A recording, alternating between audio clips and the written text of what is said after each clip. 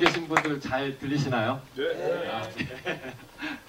아, 네. 저는 오늘 그 굿모닝 IT계 그 영화 세미나에 초대를 받아서 처음 와서 이제 패션 발표를 하게 되었는데요.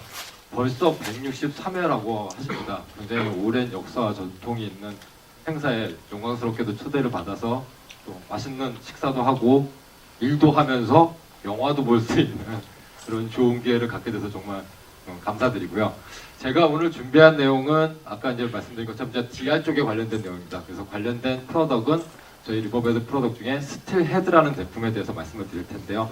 이미 여기 계신 분 중에는 스틸헤드 제품을 실제로 사용하고 계신 고객분도 계실 거고요. 아마 처음 들어보신 고객분도 계실 것 같은데, 제가 리버베드의 어떤 한 프로덕에 대해서 기술적인 부분을 말씀드리는 것보다 저희 리버베드에서 성능이라는 부분에 대해서 어떤 빅픽처를 가지고 있는지 먼저 간단하게 설명을 드린 후에 본 내용으로 들어가도록 하겠습니다.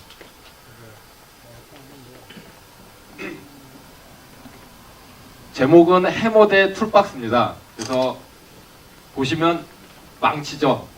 주로 못을 박을 때 씁니다. 못 박을 때는 이것만 한 게 없죠. 이게 최고입니다. 하지만 그래서 저희는 이거를 포인트 프로덕이라고 부릅니다. 어떤 한 문제에 대해서 그 솔루션을 제공해 줄 수 있는 프로덕인데요. 만약에 이 망치를 집을 짓거나 수리, 유지보수하는 용도로 사용하고 계신다면은 망치 하나로는 분명히 부족한 경우가 굉장히 많을 겁니다.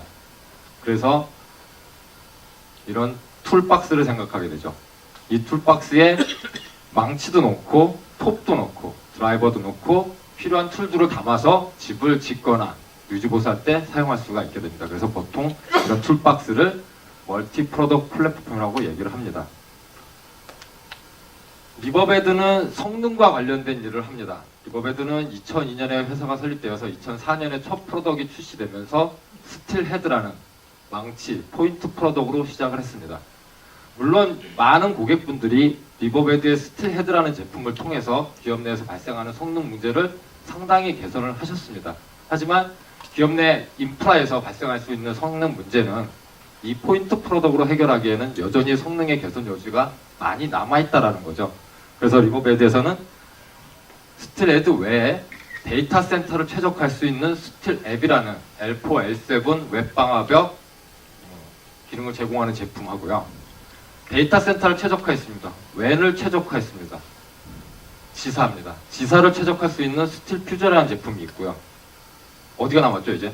클라우드가 남았습니다. 클라우드와 접목할 수 있는 스틸스토어라는 제품이 있습니다. 이런 툴박스를 제공하고 있고요. 이런 툴박스들이 제품들이 제대로 성능을 개선하고 있는지 확인할 수 있는 스틸 센트럴이라는 성능 관리 및 진단을 할 수 있는 툴을 같이 제공하고 있습니다. 그래서 처음에 말씀드린 것처럼 리버베드는 성능과 관련된 일을 하고 있고, 그 성능과 관련된 부분은 성능을 개선하고 진단, 관리, 분석을 할 수 있는 일을 하는 게 리버베드고요. 리버베드는 이런 툴박스를 제공하는데요.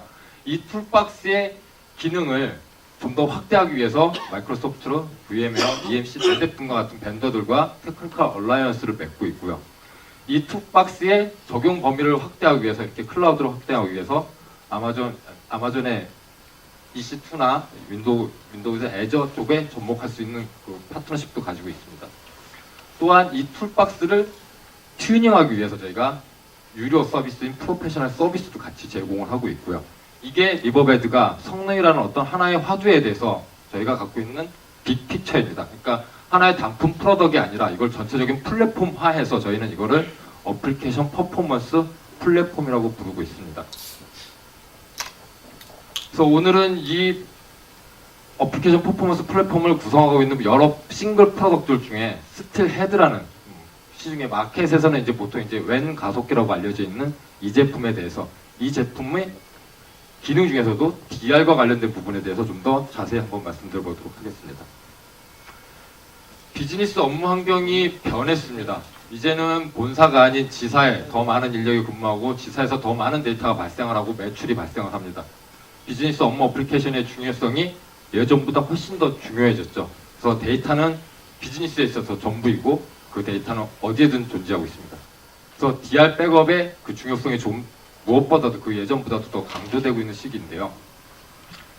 IT 전문가들은 이런 상황에서 데이터를 좀 더 자주, 그리고 더 많은 데이터를 백업하고 보호하고 싶어 합니다. 그리고 더 적은 비용으로 하고 싶죠. 그리고 문제가 생겼을 때 더 빨리 복구하고 싶어 한다는 겁니다. DR을 고려하실 때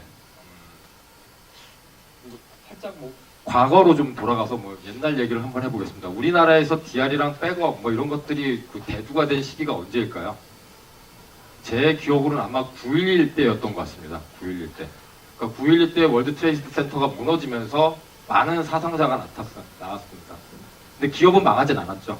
그래서 기업이 다시 비즈니스를 하려고 하는데 데이터가 없는 겁니다. 그래서 그때 DR 백업이 이제 대두가 되었고요. 요즘 저희 나라에서 얘기가 되고 있는 거는 바로 대륙간 DR입니다.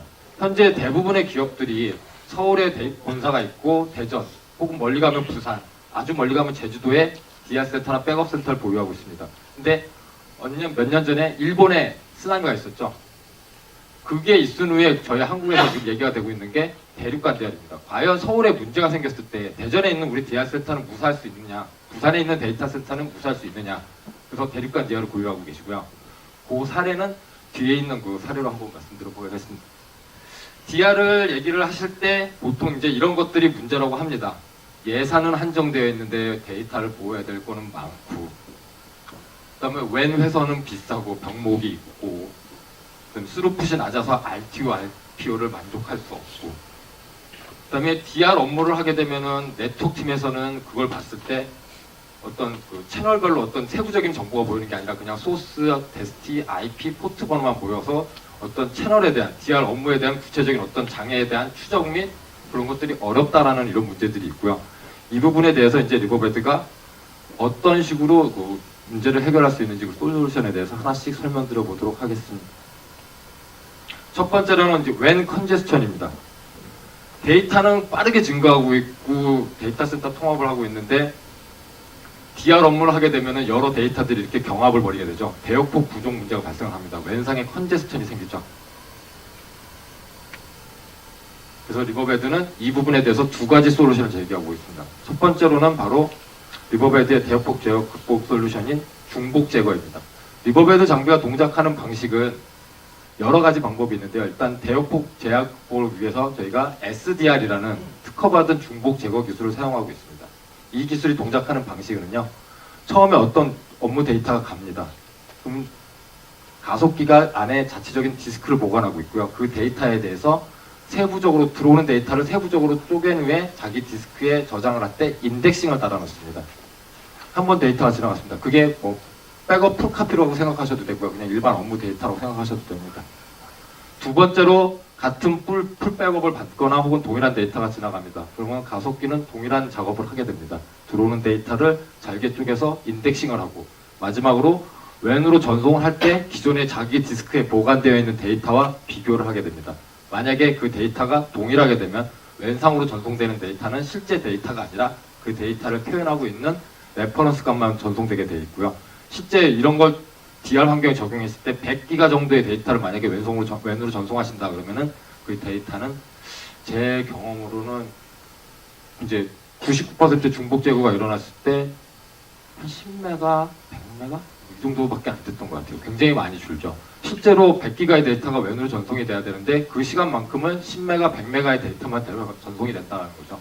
굉장히 많은 시간이 절약이 될 수 있고 대역폭 사용률이 급격하게 줄어들게 됩니다.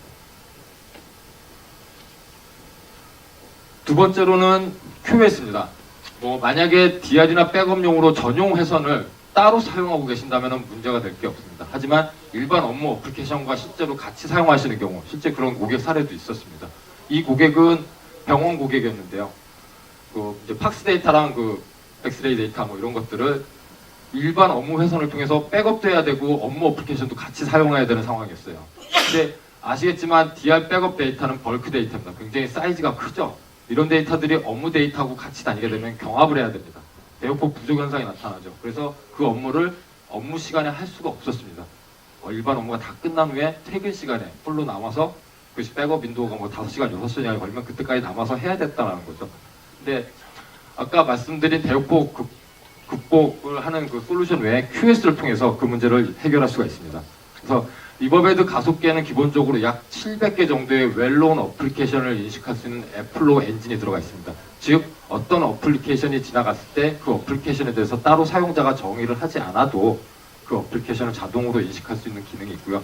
그 부분에 대해서 저희가 자동으로 QS 룰을 설정을 하면 된다는 거죠.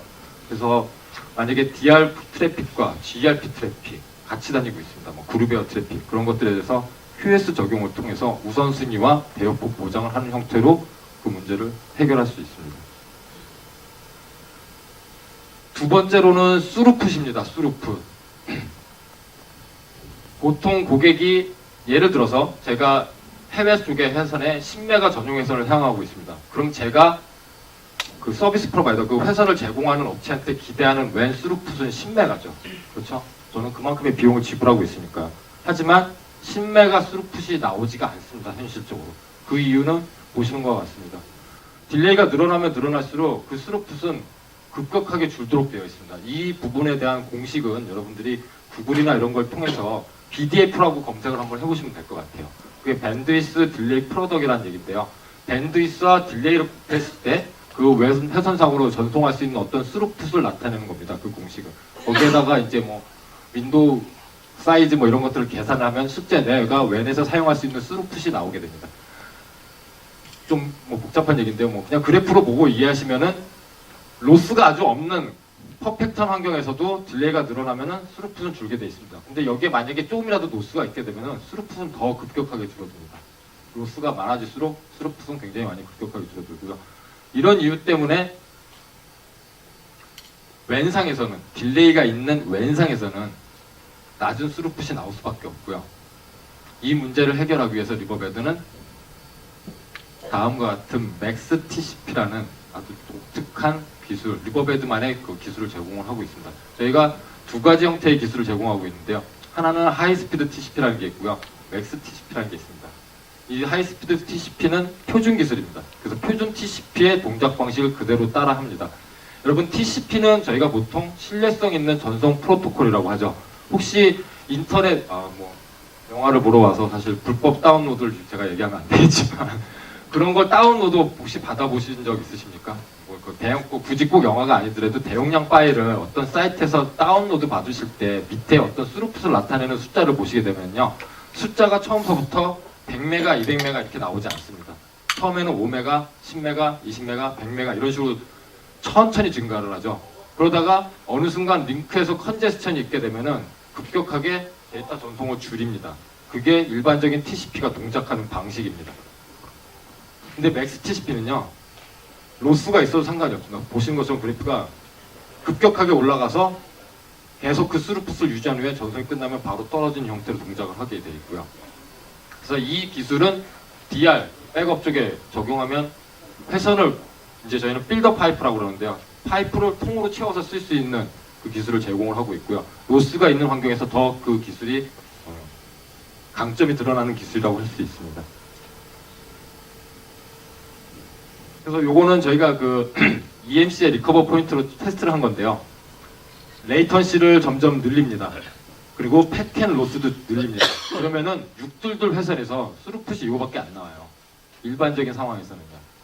제가 622 회선을 굉장히 비싼 비용을 내고 지불하고 사용을 하고 있는데 딜레이가 늘어날수록 패켄 로스가 많을수록 스루풋은 이거밖에 안 나온다라는 거죠. 근데 맥스 TCP를 사용하게 되면요. 딜레이가 얼마든 로스가 얼마든 그 회선 그 스피드를 그대로 맞춰줄 수 있습니다. 동작 방식은 저희가 구체적으로 세부적으로 들어가면은 일종의 QS 기술입니다. 이거는 QS 기술이요. 그래서 저희 장비에서 DR 백업 업무 어플리케이션에 대해서 그 회선 밴드위스가 만약에 622다 그러면 622를 딱 잡아놓는 거예요. 회선 로스가 있어서 패킷이 일부 손실이 됐어요. 상관이 없습니다. 저희 장비에서 버퍼링을 하고 있어요. 그래서 그것을 채워서 한꺼번에 같이 보내는 형태의 기술을 적용하고 있고요. 마지막으로는 비저빌리티 앤 컨트롤입니다. 아까 초반에 말씀드렸던 것처럼 DR 백업 업무를 하시게 되면은 그 인프라를 제공하고 있는 네트워크팀 입장에서는 어떤 것만 보이냐면요. 소스 IP, 데스티 IP, 소스 포트, 데스티 포트밖에 안 보인다라는 거죠. 그 세션으로 어떤 트래픽이 얼만큼 흐르고 있는지 그 부분은 뭐 어떤 따로 통해서 확인하겠지만은 그게 정말로 잘 돌아가고 있는지 어느 정도의 효과를 보면서 보고하는지 그런 것들에 대한 가시성이 전혀 없고 제어를 할 수가 없습니다. 이 부분에 대해서는 리버베드는 물론 다 적용되는 부분은 아닙니다. 제가 아까 맨 처음에 그 빅피처를 말씀드리면서 툴박스를 말씀드리면서 특정 밴더와는 좀 더 딥하게 저희가 테크니컬 어라이언스를 맺고 있다고 말씀드렸는데요. 바로 네뎁하고 EMC가 바로 이 부분에 적용될 수 있습니다. 그래서 네뎁 같은 경우는 이제 SRDF 만약에 A를 사용하신다 그러면은 RDF 채널별로 저희가 그 트래픽 내용을 확인할 수가 있습니다. 그래서 보시는 것처럼 채널별로 어떤 데이터는 이메일 데이터, 어떤 데이터는 ERP 데이터, 어떤 데이터는 미디어 데이터. 그러면 각각에 대해서 압축률이라든가 중복 제거율이라든가 이런 것들이 분명히 틀릴 겁니다. 그런 거에 대해서 가속계 차등화된 정책들을 적용할 수 있는 게 바로 이 기술입니다. 그래서 보시면은 채널별로 익스체인지나 뭐 다른 트래픽에 대해서 얼만큼 줄었는지 따로따로 확인할 수 있다는 거죠. 이거는 제가 알기로는 이제 저희 리버베드에서만 제공하고 있는 기능으로 알고 있고요. EMC SRDF 말고도 여기는 네뎁은 없네요. 네뎁은 볼륨별로 볼 수 있습니다. 같은 내용입니다. 볼륨별로 이 내용들을 확인을 해서 이메일 쪽은 압축, 중복 제거 다 적용하고 미디어 데이터는 어차피 압축이 안 되는 데이터니까요. 그 부분에 대해서는 중복 제거라든가 다른 기술만 적용하는 형태로 RDF 볼륨별로 네뎁은 모든 볼륨별로 그런 정책들을 차등화된 정책들을 적용할 수 있습니다.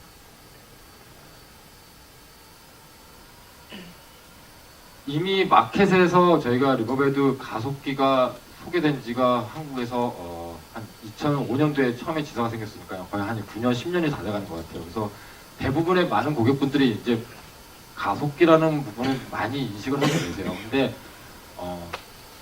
어떤 부분 이제 일부 고객분들은 가속기에 이제 예전 기술만 이제 생각을 하셔서 그거 그냥 압축하는 거, 캐싱하는 거, 뭐 오브젝트 캐싱 뭐 이렇게 생각을 하시는데 사실 그거보다는 좀 더 많이 진보를 했고요.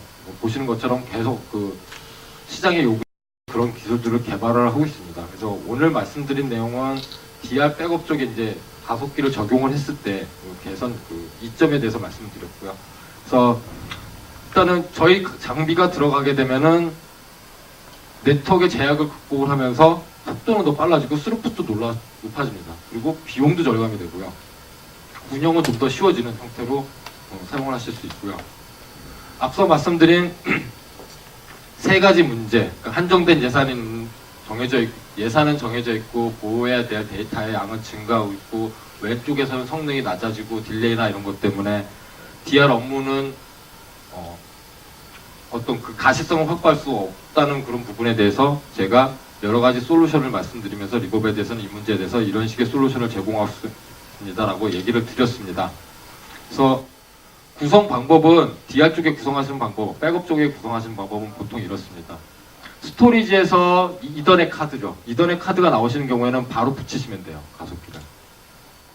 스토리지가 FC 파이버 채널을 사용하고 계실 때는 TCP/IP 모양으로 변환하기 위해서 중간에 센 게이트웨이가 필요합니다. 여러분들이 잘 알고 계신 시스코의 MDS라든가 브로케이드와 같은 센 게이트웨이가 있으시면 되고요. 이런 형태로 간단하게 구성하실 수 있습니다.